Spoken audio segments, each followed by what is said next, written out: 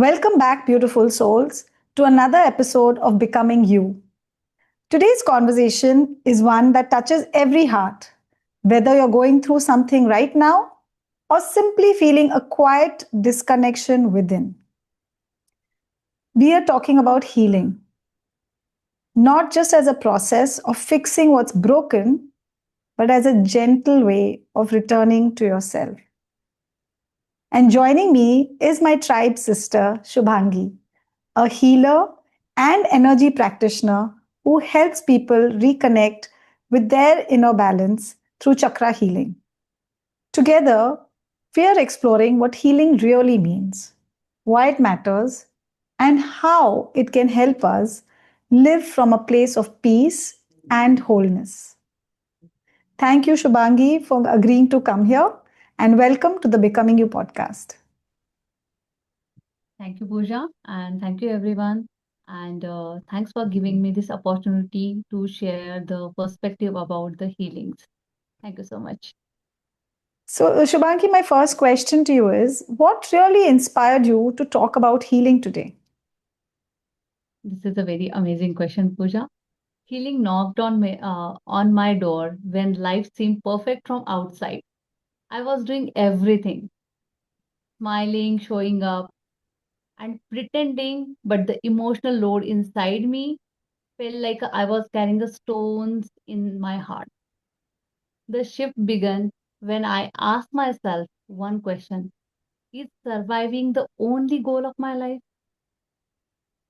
And the inner voice guided me towards healing. And now, through inner shift with Shubhangi, I want to help others listen to their own inner voice too. Oh, that's beautiful, Shubhangi, and it's so true. Half the time, so many of us are smiling on the outside, but each one is carrying a battle, a difficult journey, and we never know about it because of the smile on the outside.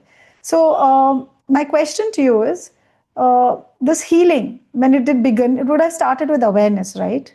Just noticing what our soul is craving for. Like you said, I was smiling, but inside I felt like I'm carrying heavy stones. And did you really want to only go through life surviving? So that kind of an awareness, which is, uh, this is what our soul is craving. That instead of, like pushing it away, you actually thought about doing something with it. And many of us feel that nudge at some point in life, to the call to slow down and to really come home to ourselves. So, when you say the word healing, does it really mean to go beyond recovery, or like what exactly does healing mean for you? Healing is returning home to yourself. It's not chasing for perfection, not erasing the past. It's sitting with your own wounds and gently saying, you are safe with me. A wounded heart doesn't need a judge, it's need a caretaker. And we always judge ourselves. Why this happened, what I can do better in that situation. But whatever happened, we never change our past. Absolutely. And making a peace with that is very important. Some point of time, the our past come show up, and we just broke down again. So that moment, it needs to just heal and making peace with that wound. I don't think people can easily say that I have no wounds. Every single person would have gone through something or the other which would have wounded them. We still go through it till date. And what I really liked is what you said, that it is not about judging or trying to do away with the past, which we cannot. We really can't erase the past. But to just be you're able to sit with that wound and say, you know what, I'm here. It needs a caretaker, like you said, not a judge. That's beautiful. I resonate very deeply with this. So for me, also healing is it isn't about becoming perfect, like you said, or getting over something. It's about becoming whole again. That you have your wound, you're healing it, and then you're becoming whole. It's like when our thoughts, emotions, and actions start to align with who we truly, truly are. So Yes, that brings very me to the true. next question, Shubhangi. How can someone know they need healing? Like, even when life looks normal from the outside, like you said, they're smiling, going around day to day things. How does one know really that they need healing? Okay. We know when we feel numb, when we feel joy. We get irritated over very small things.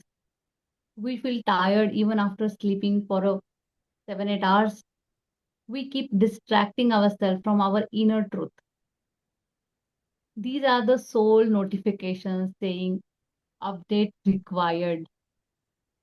And we have to think we are getting the notifications like phone, but we literally ignore our what our mind says. And once a woman told me, I don't cry. That means I am very strong. But strength is not about not crying. Strength is allowing tears without feeling ashamed. And this is real strength. That's so beautiful, Shubhangi. What you just said. We don't always have to be strong. It's okay. And I love the word you use, soul notifications. I'm going to use that. It's beautiful. Our soul sometimes gives us so many indications and signs. Like they say for the body, that when your body really needs rest, you tend to fall sick or you tend to get a backache and then you have to lie down. So it's your body's way of saying, take some rest. Same also, the soul gives us notifications. Like you said, when you sleep and you still feel tired, these are signs sometimes we just ignore and we brush it aside or put it under the carpet and go about with day-to-day work. So important to listen. So basically you're talking about being more aware. Sometimes we feel empty, restless inside, and we see that sometimes we feel healing is not necessary. We don't even know we need healing. So it's really nice the way you put it, that soul notification and update required. So Shubhangi, what are some common misconceptions that people have about healing, especially about emotional healing? Like very often when we get a full physical wound, people are very worried and they put a gauze or they put a band-aid on, try to heal it. But when it comes to emotional healing, very often we just brush it aside or ignore it. So what are your thoughts on that? Many people think like healing looks like a straight path. They imagine once you decide to heal, every day will feel like a lighter and happier. But healing is more like a waves. Some day you rise beautifully and some days you go underwater again. Both are the part of the process. And another misconception is that healing means to you will never feel pain again. The truth is healing doesn't remove the pain. It strengthens your capacity to hold it, to understand and move through it without losing yourself. People also believe healing is only needed when something is major has happened, but healing is not only about the heartbreak or the trauma. It is also for the small wounds that we normalize, the self doubt we carry for years, the moments we shut our voice, and for the avoiding the conflict, the constant pressure to be strong for others. Healing is not a luxury, it is a basic emotional hygiene. And most important, healing is about becoming someone new. I'm sorry if I say healing is not about is not about becoming someone new. It's about to becoming you, like you say, becoming you. And it is about remembering who you were before the world made you doubt yourself. Absolutely. And healing feels like cleaning the room in your house, which is you ignored for years. In middle, it will feel more dirty, or it will look like you're not able to do that, but at the end you will feel very peaceful. That's so true, actually, Shubhangi, because I'd gone for this course in Bangalore once, and the way they help you heal with your past wounds and your childhood traumas, it actually feels like somebody's putting a bottle brush into the bottle and cleaning it from inside. So, like you said, it's not about becoming someone new, it's about becoming who you already were meant to be. And another misconception I've seen about healing is people feel that if you've healed, you've always got to be positive all the time, but often it's the opposite. Like you said, it's allowing yourself to feel what you've suppressed, to sit with the pain instead of totally avoiding it. And healing, like you said, is messy, but it's also an incredibly freeing feeling. So Yes. that brings me to my next question. How are our emotions and physical health connected to this process of healing? Can you just help us with that? Yes. Tell me, Pooja, one thing. Do you feel your stiffness in your shoulder? Sometimes. Okay. When you feel stiffness, observe, do you have a stress? Whenever you have a stress, your shoulders become stiff. Whenever you feel afraid or you have like a worry or anxiety, you have a burden and you feel your chest is tight. Yeah, I do. Yes. Uh, Sometimes whenever there are worries or there is a something you are going through a heartbreak or pain, you feel like the stone in your heart or you are not even able to breathe. This whatever you are carrying the pain, your body responds in that way. And whenever you have the kind of thing you're not able to deal with that, first your emotions, uh, there is emotional imbalance come. And when you don't care and cure that pain that moment about your emotions, after some time it come and shows in your physical level, and that are the chronic diseases actually we talk about. Yeah. So how much is like a hand in hand and is so much connected with each and everything.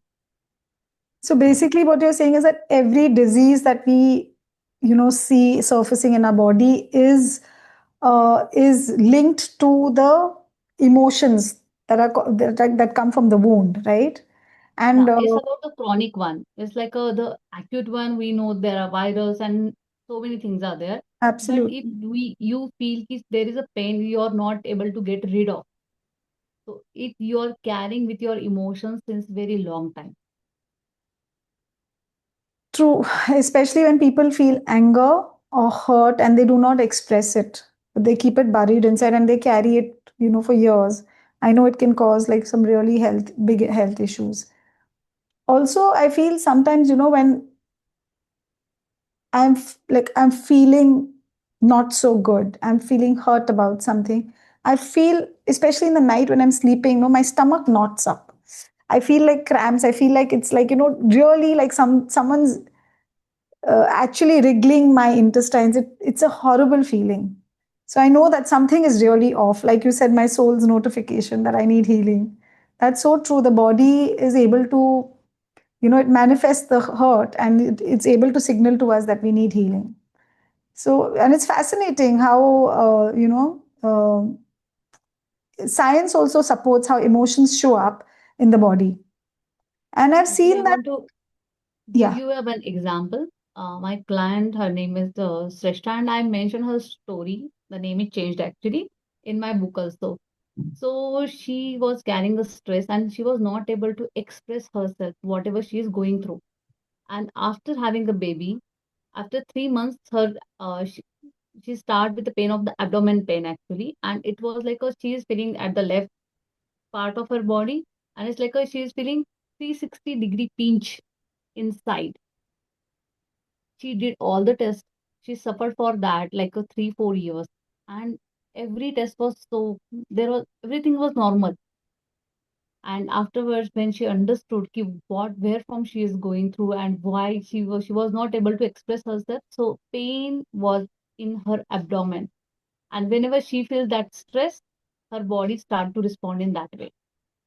And when she did the healing for herself, and then her pain gone.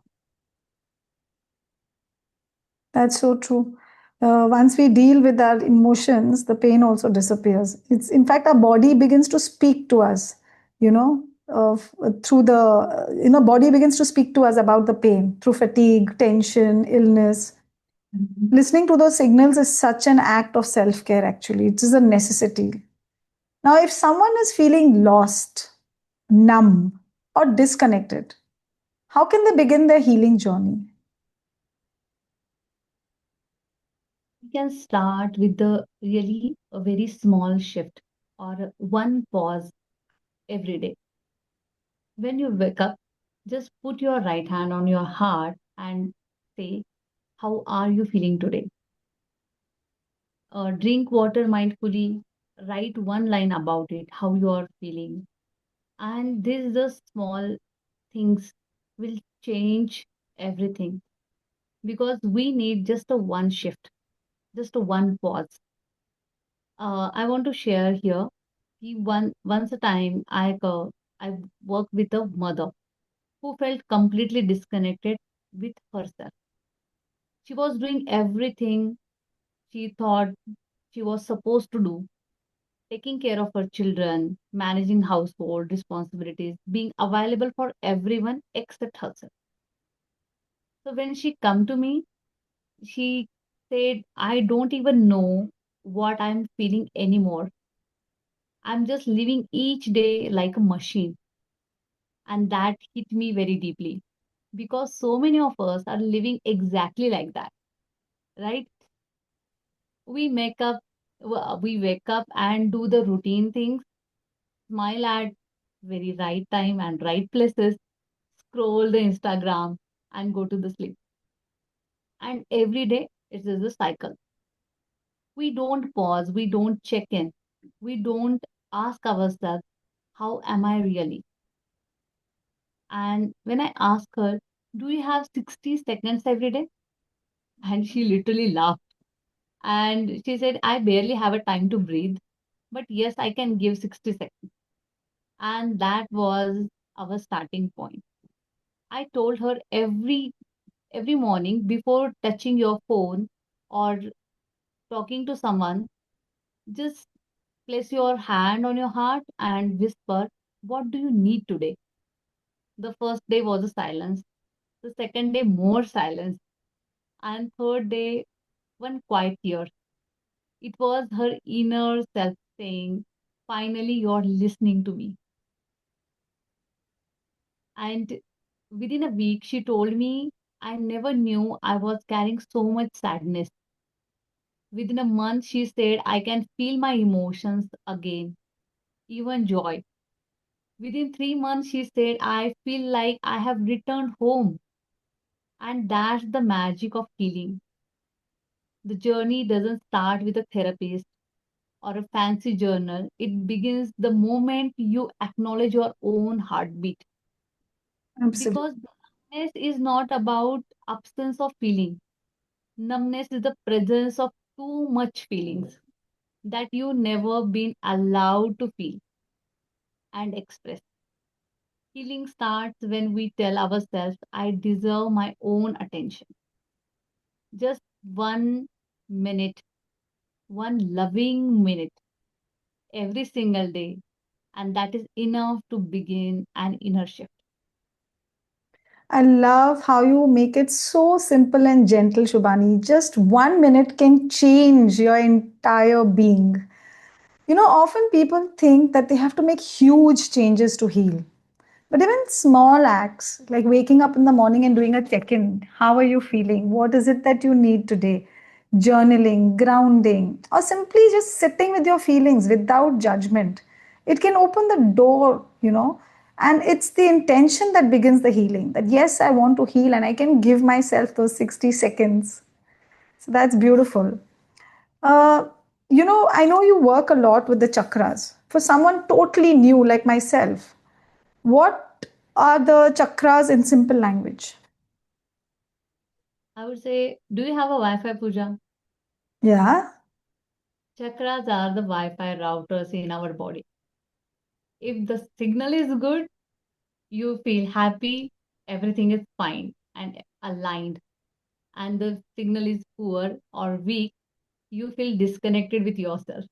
And we feel so restless, no? When we don't have the internet, we are like, oh, why is it not working? Call up the guy, make sure it's working. Yeah, the same happened with us. Absolutely. That's such a beautiful way to put it.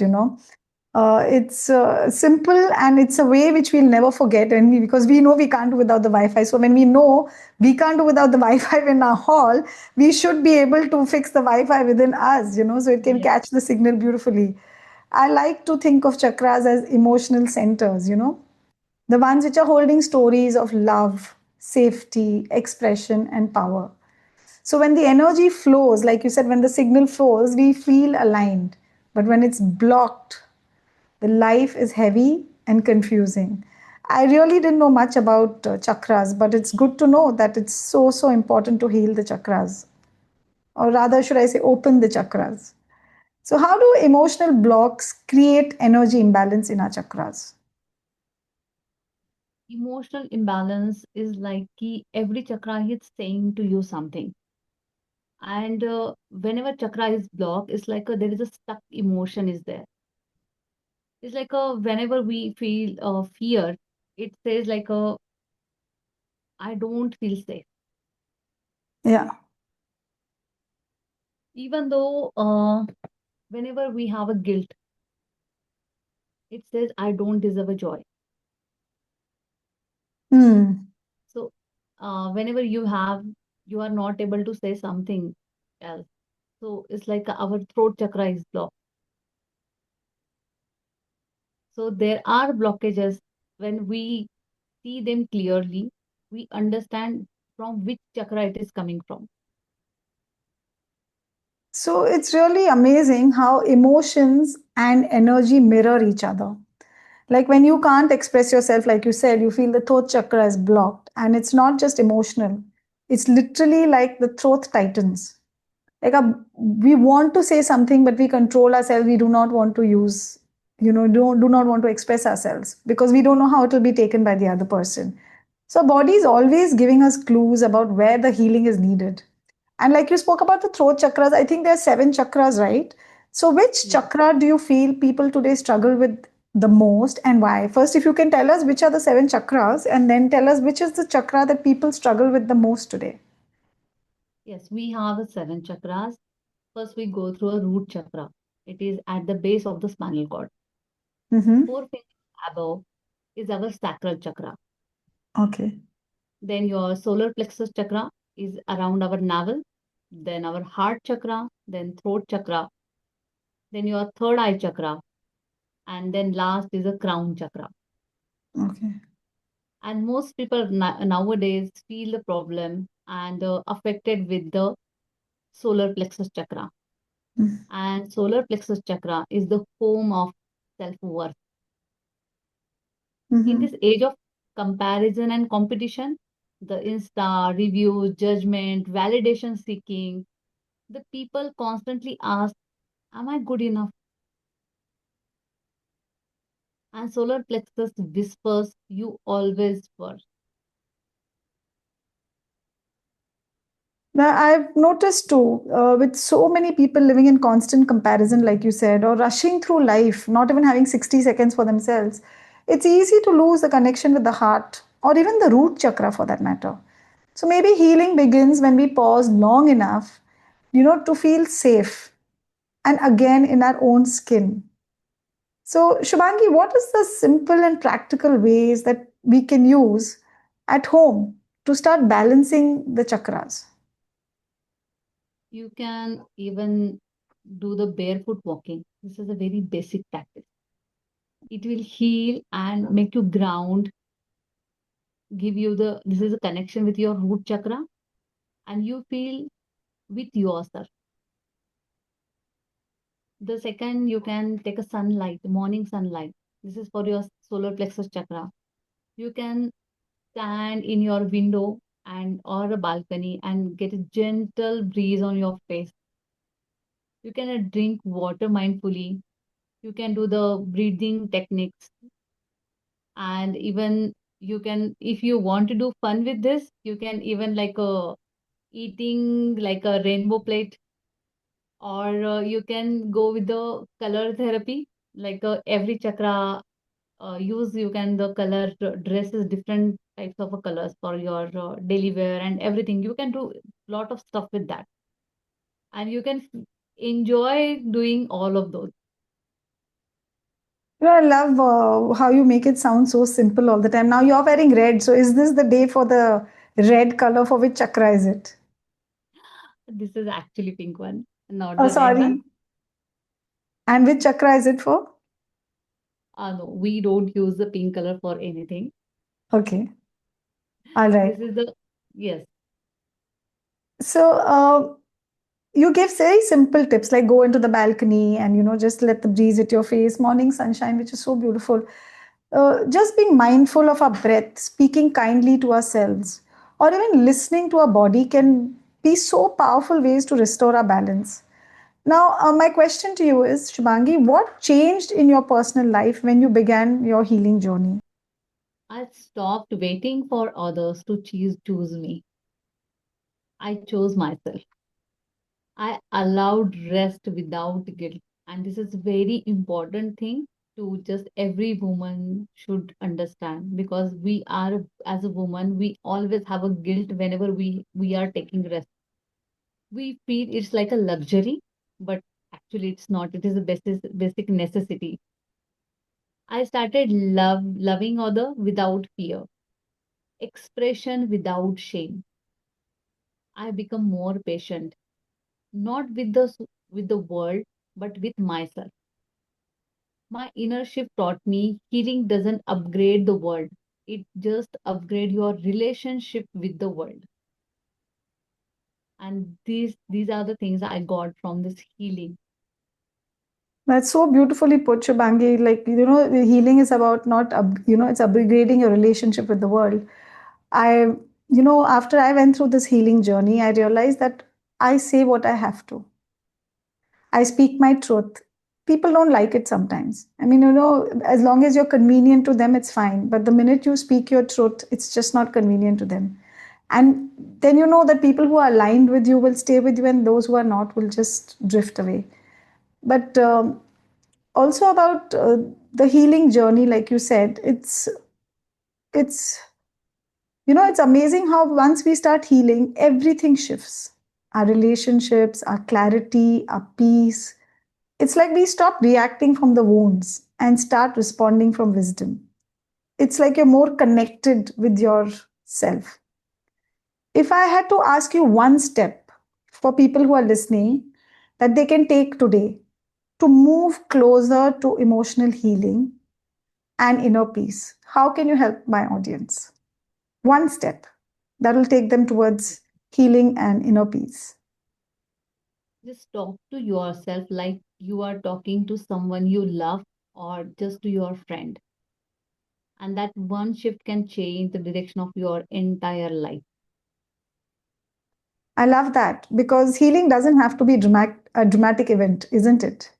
It can Yes. just begin right now with one small act of awareness, one small word of kindness, whether it's taking a deep breath, forgiving yourself, or simply choosing yourself, like you said, and to pause. That's already healing in motion. Sometimes we feel healing means we have to do an elaborate process, but just these simple acts, so beautiful to help us heal. Thank you so much, Shubhangi, for bringing us so much light and understanding to this conversation. Thank you. And to listeners, thank you so much. And just I want to one line add here. Healing is not a trend. Healing is a way back to yourself.